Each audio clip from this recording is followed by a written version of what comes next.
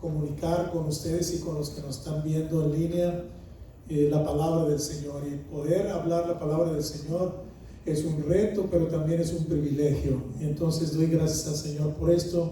Y he estado hablando acerca de la presencia del Señor porque creo que es lo que hizo cambiar mi momento difícil en el proceso del contagio del virus. Y yo sé que esto va a ir llegando a las personas, a diferentes familias, pero quisiéramos que también estén preparados y sepamos en qué Dios hemos creído, cuál es nuestro Dios. Y hoy a mi mensaje le llamo transformado por su presencia. Y voy a leer en un momento más acerca del profeta Isaías, en el capítulo 6, y ahí vamos a ver algunas cosas, vamos a ver hasta dónde le avanzamos en ese capítulo que me motivó mucho y me bendijo mucho, y espero que los bendiga también a ustedes en esta noche, en esta tarde. Bendito sea Dios. ¿Saben? Reflexionando un poco, nosotros decimos que somos cristianos, ¿amén? Ok, pero creo que como iglesia a nivel global, como cristianos, no estamos dando la medida.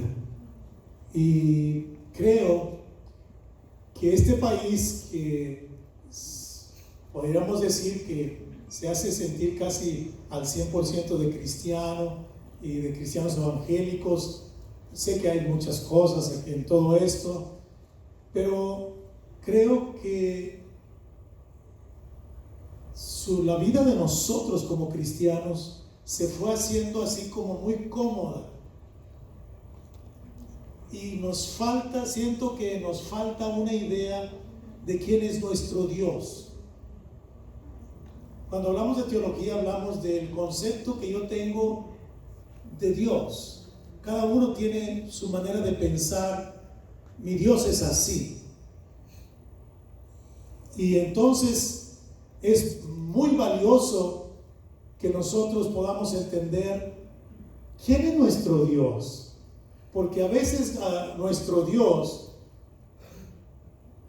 no lo tenemos porque lo amemos tanto, sino más bien porque lo utilizamos y le pedimos que nos cumpla nuestros deseos. ¿Se han fijado? Y lo tratamos como al genio de la lámpara de Aladino y le pedimos deseos,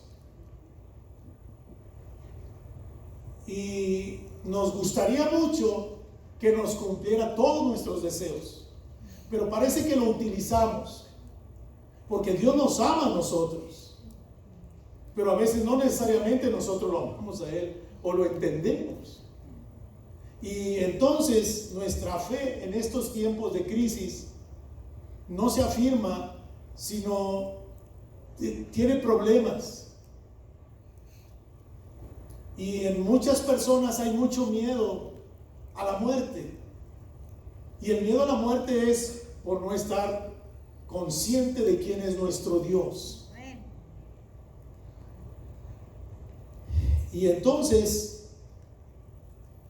yo quisiera hoy compartirles que hasta no conocer más a Dios, y ahora si yo les dijera lo vamos a conocer, desde ahorita les digo no podemos. No es una tarea posible para nosotros los seres humanos conocer a Dios. Conocemos algo de Dios, tenemos una idea de Dios, pero lo que es Dios en realidad no lo podemos abarcar.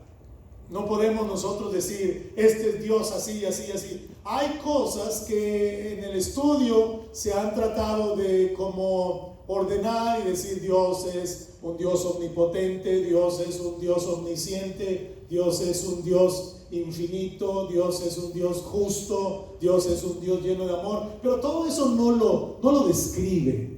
A lo que realmente es Dios no lo describe. Es más, nos quedamos cortos porque a veces ni siquiera sabemos lo que estamos diciendo de lo que es Dios. ¿Quién es Dios para usted? ¿Cómo es su Dios? ¿Cómo cree usted en Él? ¿Qué es capaz de hacer? ¿Qué no puede hacer? ¿Cómo debemos comportarnos? ¿Cómo podemos estar en su presencia? Y bueno, nosotros que en este tiempo no queremos compromisos ni responsabilidades, pues no podemos pensar en un Dios santo que demanda la totalidad de nuestro ser, de nuestra vida. Y entonces, bueno, pues tenemos una idea de un Dios así media complicada. Y miren, después de pasar el Mar Rojo y salir, Moisés canta este canto, y se los leo rápido. Dice: canto al Señor porque ha triunfado gloriosamente, al caballo de su jinete ha arrojado al mar. Mi fortaleza y mi canción es el Señor, y ha sido para mí salvación. Este es mi Dios, y le glorificaré, el Dios de mi Padre, y le ensalzaré. El Señor es fuerte guerrero, el Señor es su nombre. Los carros de Faraón y su ejército arrojó al mar, y los mejores de sus oficiales se ahogaron en el Mar Rojo. Los abismos los cubrieron, descendieron a las profundidades como una piedra.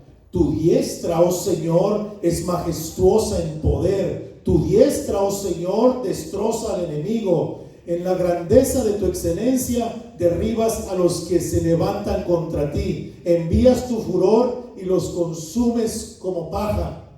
Moisés está diciendo: ese es mi Dios.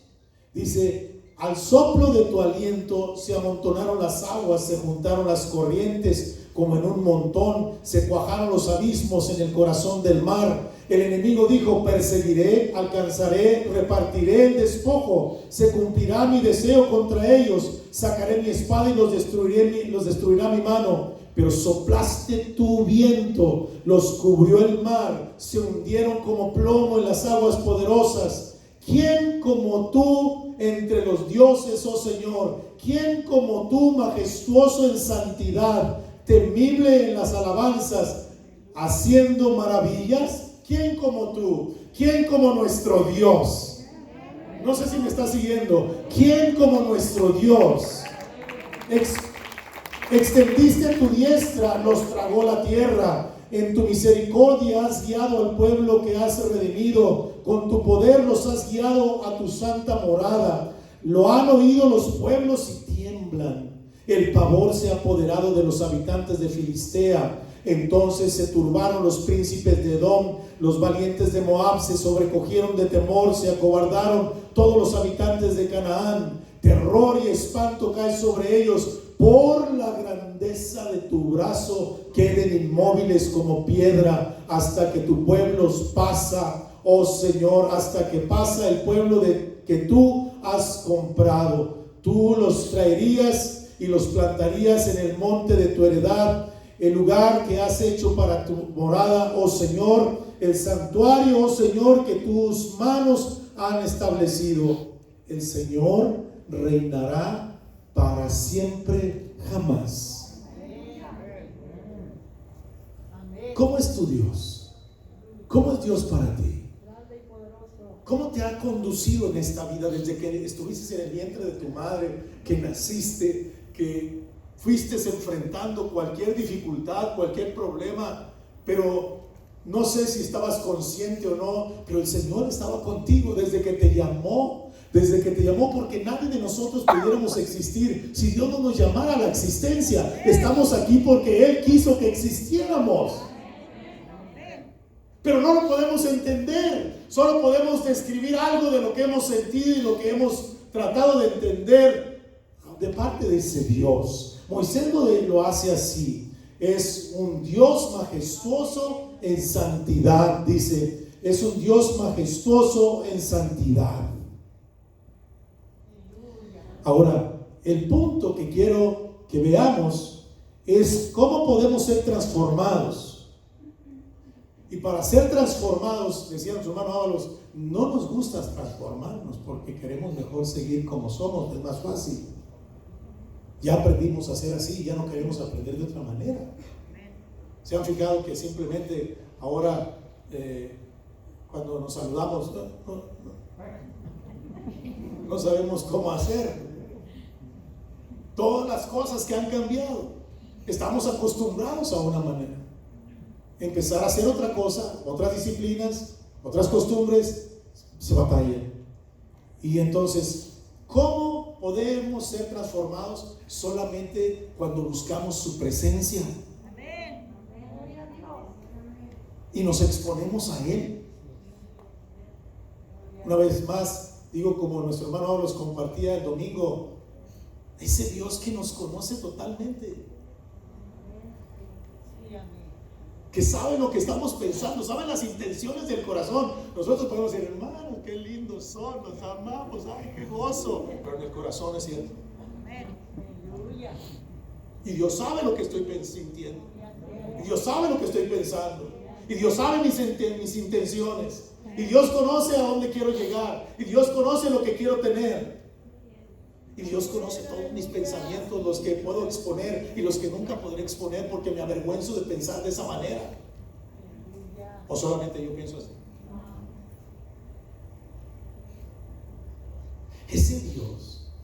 Ese Dios es maravilloso. Es un Dios santo que espera lo mejor de nosotros. Pero saben, nosotros no le hemos dado todo lo mejor, toda la adoración, todo lo que merece el Señor, porque no lo entendemos. A lo mejor no es por maldad, a lo mejor no es por resistencia, solamente es porque no sé cómo hacerle. Les voy a leer una historia del profeta Isaías que me llamó mucho la atención. Isaías capítulo 6 versículo 1. No creo que alcance a abarcar mucho hoy, pero déjenme leer hasta el versículo 8 y lo que podamos avanzar y luego podemos ir más allá. Dice: en el año de la muerte del rey Usías, vi yo al Señor sentado sobre un trono alto y sublime, y la orla, algunos dicen, y el borde, y otros dicen las faldas, la orla de su manto llenaba el templo. Por encima de él había serafines. Cada uno tenía 6 alas, con 2 cubrían sus rostros, con 2 cubrían sus pies, y con 2 volaban. Y el uno al otro daba voces diciendo: Santo, Santo, Santo es el Señor de los ejércitos, llena está toda la tierra de su gloria. Y se estremecieron los cimientos de los umbrales a la voz del que clamaba, y la casa se llenó de humo.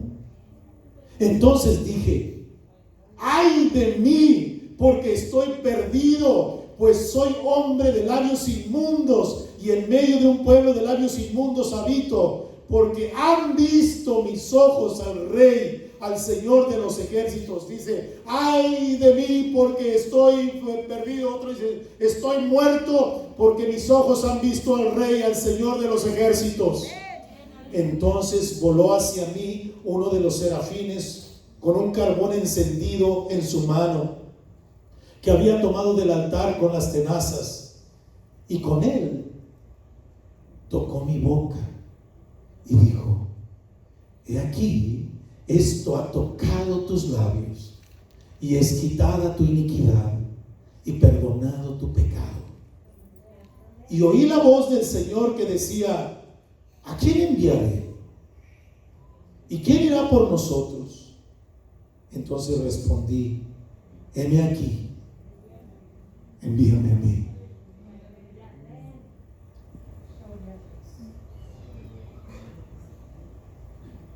Me impactó mucho esto.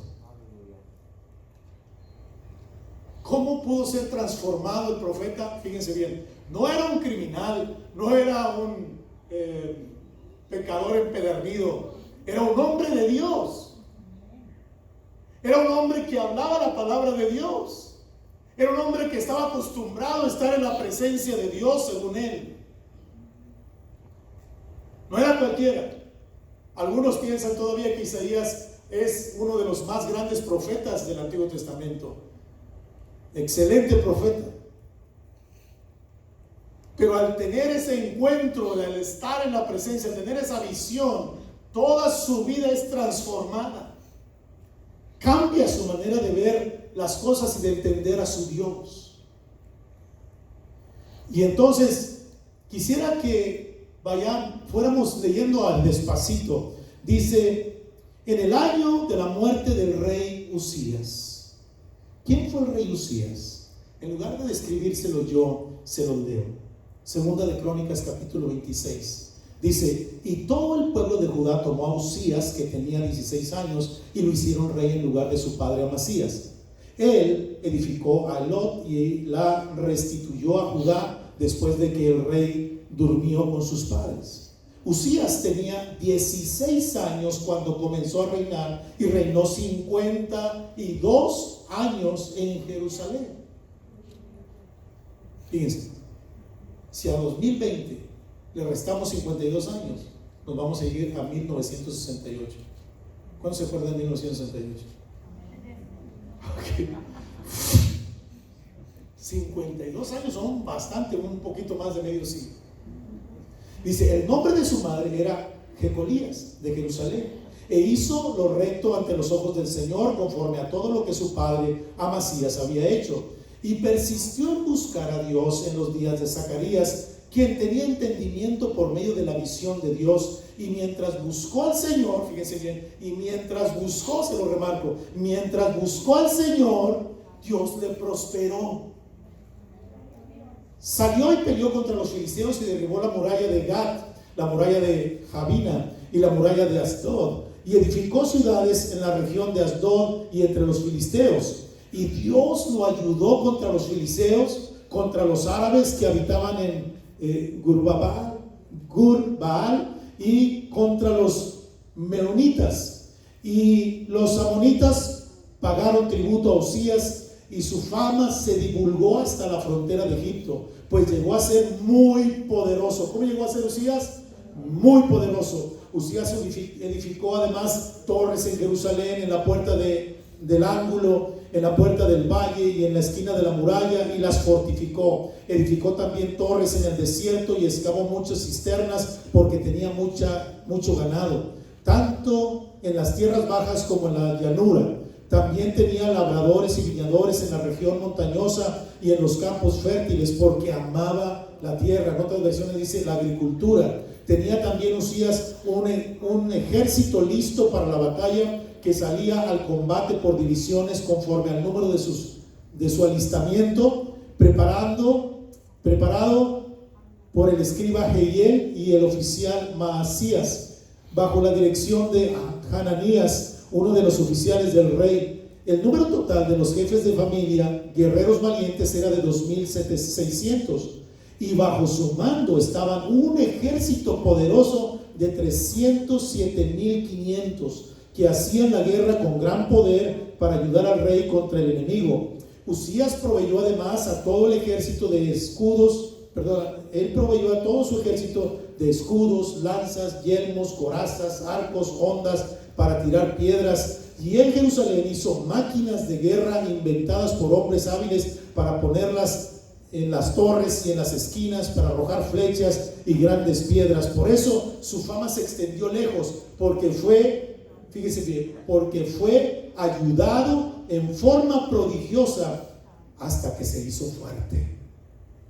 Hasta ahí vamos bien. Pero luego dice, pero, siempre los peros son complicados. Pero cuando llegó a ser fuerte, su corazón se hizo tan orgulloso que obró corruptamente y fue infiel al Señor su Dios. Pues entró al templo del Señor, fíjense bien, entró al templo del Señor para quemar incienso sobre el altar del incienso. Entonces el sacerdote Azarías entró tras él, y con él 80 sacerdotes del Señor, hombres valientes, y se opusieron al rey Uzías y le dijeron: no te corresponde a ti, Uzías, no te corresponde a ti quemar incienso al Señor, sino a los sacerdotes hijos de Aarón, que son consagrados para quemar incienso. Sal del santuario, porque has sido infiel y no recibirás honra del Señor. Pero Uzías, con un incensario en su mano para quemar incienso, se llenó de ira. Y mientras estaba irado con los sacerdotes, escuchen bien, mientras estaba irado con los sacerdotes, la lepra le brotó en la frente, delante de los sacerdotes en la casa del Señor, junto al altar del incienso. Y el sumo sacerdote Azarías y todos los sacerdotes lo miraron, y aquí tenía lepra en la frente, y le hicieron salir de allí a toda prisa. Y también él mismo se apresuró a salir, porque el Señor lo había herido. Y el rey Usías quedó leproso hasta el día de su muerte, y habitó en una casa separada, ya que era leproso, tenía COVID, porque fue excluido de la casa del Señor. Y su hijo Jotam estaba al frente de la casa del rey, gobernando al pueblo de la tierra. Los demás hechos de Usías, los primeros y los postreros, fueron escritos por el profeta Isaías, hijo de Amós. Y durmió Usías con sus padres, y lo sepultaron con sus padres en el campo del sepulcro que pertenecía a los reyes, porque dijeron: es leproso. Y su hijo Jotam reinó en su lugar. Ahí está la historia de Usías. Y dice en la primera parte que Usías fue un rey muy bueno, hizo cosas muy buenas con el pueblo de Israel, construyó, fue agricultor, etcétera, los llevó a una dimensión espiritual poderosa, buena, y se ganó la admiración del profeta y de mucho pueblo. Por eso el profeta dice que en el año que murió el rey Usías, cuando ellos pensaban: se acabó nuestra protección, se acabó nuestro guía, se acabó nuestro rey, ¿ahora qué vamos a hacer con la incertidumbre de lo que viene tras él? Y entonces es un momento muy especial. Saben, nosotros a veces ponemos nuestra mira en las cosas de esta tierra. ¿Y de quién estamos? Mucha gente, ¿de quién cree que está esperando el cambio? Que volvamos otra vez a como éramos antes. ¿Quién cree? ¿El presidente? ¿Y si no, le echamos la culpa? ¿Una vacuna? ¿Una suerte que salga por ahí? Pero hemos clamado a Dios. Hemos buscado a nuestro Dios. ¿Cómo es nuestro Dios? Estamos diciendo: oh, sí, está bien, tenemos una crisis, tenemos un momento difícil, no sabemos qué hacer. Es más, los gobiernos del mundo están confundidos. Pero la iglesia, el pueblo del Señor, que debe tener la palabra de Dios, la cercanía con Dios, de estar en la presencia de Dios, de tener seguridad, de tener paz, de saber que su Dios sigue vivo y está listo para ayudarnos. Tenemos problemas en ese lado. Le batallamos para creerle a Dios de veras. Le batallamos.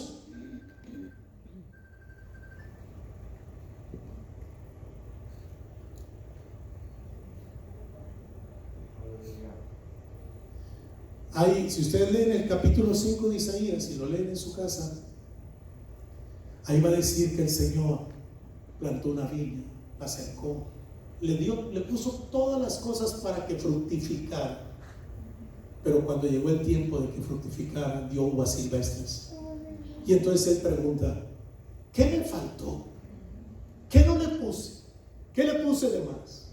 ¿Por qué reacciona así mi pueblo? Yo esperaba más de él. ¿Saben qué creen que espera Dios cuando ha hecho de nosotros una maravilla en nuestra existencia? ¿Qué espera Dios de nosotros? Que seamos santos como Él es santo.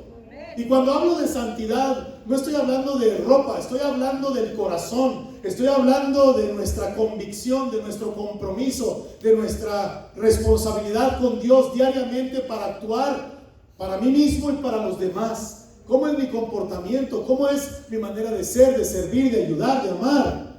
Entonces, ahora que estamos en crisis, necesitamos que el Señor nos hable. Y dice el texto: vi en el año que murió el rey Usías, vi yo al Señor sentado sobre un trono alto y sublime, y la orla de su manto llenaba el templo. Su rey Usías para todos los que lo habían amado y apreciado, valorado, estaba muerto.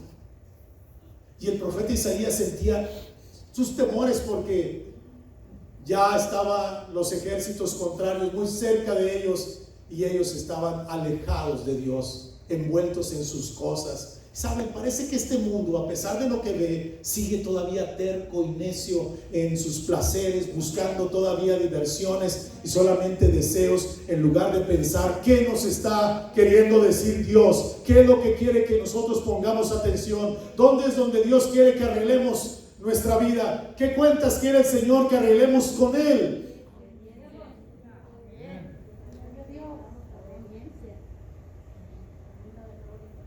Cuando esto había pasado, dice Isaías, vi yo al Señor sentado. ¿A quién? Al Señor. La palabra, cuando se traduce a nuestro idioma español, Señor, está tratando de decir lo que era interpretar el nombre, que es las 4 letras o el tetragrametón, que siempre que aparece sería como Yahweh, pero se pone como Adonai, que quiere decir el Señor, pero que quiere decir es la esencia de Dios. Vi yo al Señor tal cual es.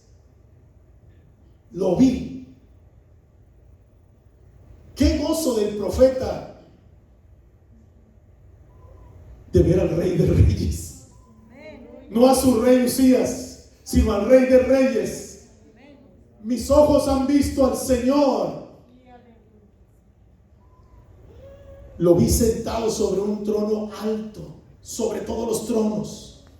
No hay otro trono, no hay otro igual a Él, no hay otra autoridad, no hay otro poder, no hay otro Dios, no hay otro Dios como nuestro Dios, que es infinito, no tiene principio, no tiene fin. ¿Por qué tenemos temores cuando nuestro Dios es maravilloso? Lo vi sentado en un trono alto y sublime. Yo busqué un poquito, no crean que ahondé tal vez mucho. ¿Qué quiere decir sublime?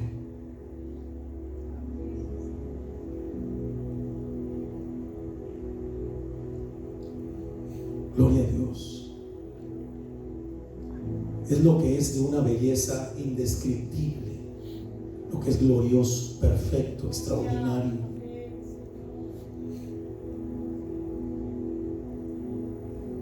Y luego leí esto que se los comparto.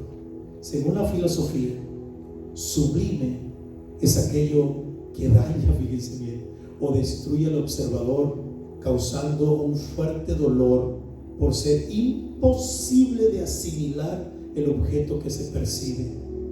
El término sublime es una belleza extrema que va más allá de la racionalidad del espectador. ¿Qué quiere decir Isaías cuando dice: vi yo al Señor sentado en un trono alto y sublime? Algo que por eso después va a decir: me llené de miedo.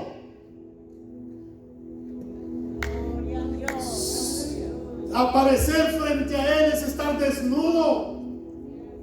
Les dije hace rato, no era un criminal, no era un gobernante corrupto, no era falso, era un profeta excelente, pero se sintió inmundo delante del Señor cuando vio su gloria. Y él dice: vi yo al Señor, al verdadero Señor, al Señor de Israel, al Señor del universo, al amo del universo, a nuestro Señor, a nuestro Señor. ¿Saben? ¿Qué diéramos por tener un momento con el Señor? ¿Habrá algo que se compare?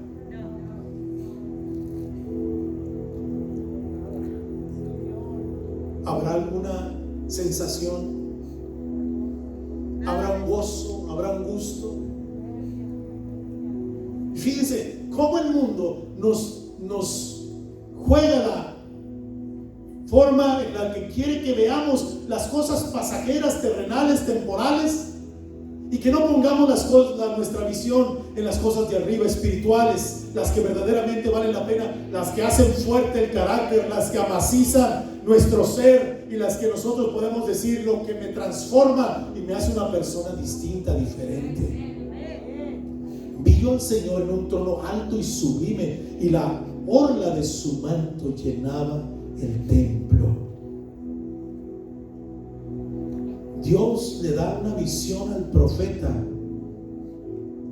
El rey está muerto, pero el verdadero rey está vivo. Cuando se usa ese término de el Dios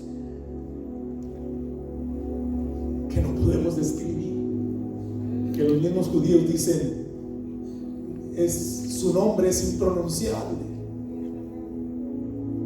porque ni lo podemos describir y nuestros labios son inmundos, y su nombre es santo. Cuando Jesús enseñó a los discípulos a orar, les dijo: cuando ustedes oren, oren así: Padre nuestro que estás en el cielo.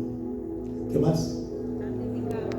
Santificado. ¿Qué quiere decir santificado sea tu nombre? ¿Qué quiere decir santificado sea tu nombre?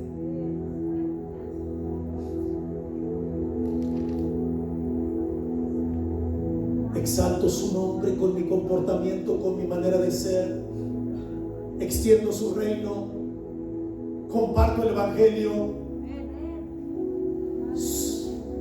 Vivo su enseñanza. Vivo ese evangelio, esa buena noticia.